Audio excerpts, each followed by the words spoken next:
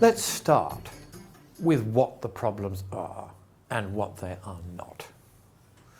There is no problem with the climate any more than there always has been for the last 4,567 million years since the first wisps of the atmosphere formed.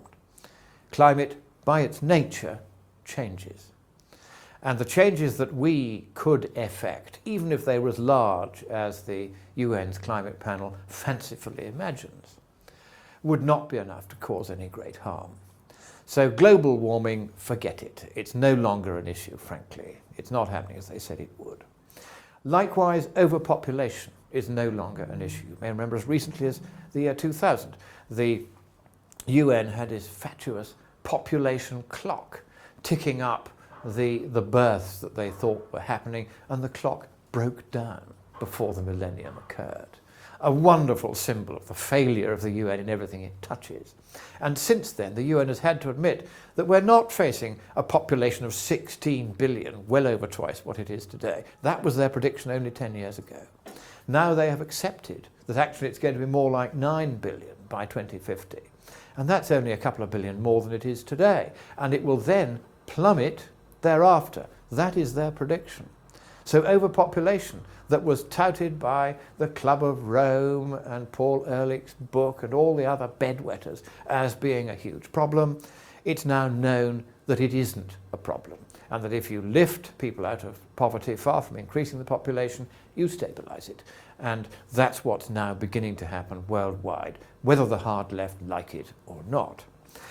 The real problems that do still persist are deforestation in countries like Brazil, which owns a good chunk of the world's tropical rainforest, and also overfishing of the world's oceans, which could lead to the extinction of some of the more important pelagic species within 20 or 30 years, unless an international agreement is reached on limiting the catches worldwide sensibly to allow regeneration of stocks.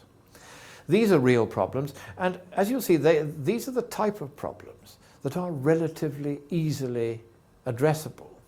They are relatively affordable to deal with, whereas the climate thing, it didn't matter how much money you spent, we weren't and aren't capable of altering it. King Canute, in the year 1032 AD, stretched his hand out over the beach and commanded the sea level not to rise, the tide not to come in. It paid no attention, and he told his courtiers, there you are, my powers are limited, so are yours. There is now a realization beginning to dawn on the world's governing class that it cannot stretch forth its hand and command the environment anymore.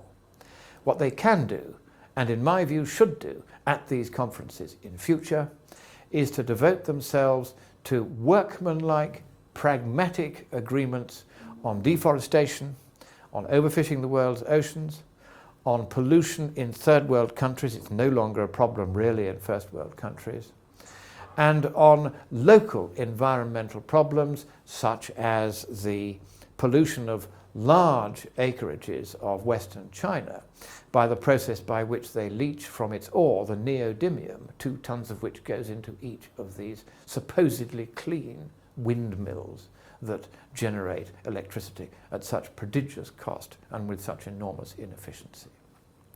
We now have to come off the Kool-Aid and face the real environmental problems and deal with them, rather than gassing on about global warming.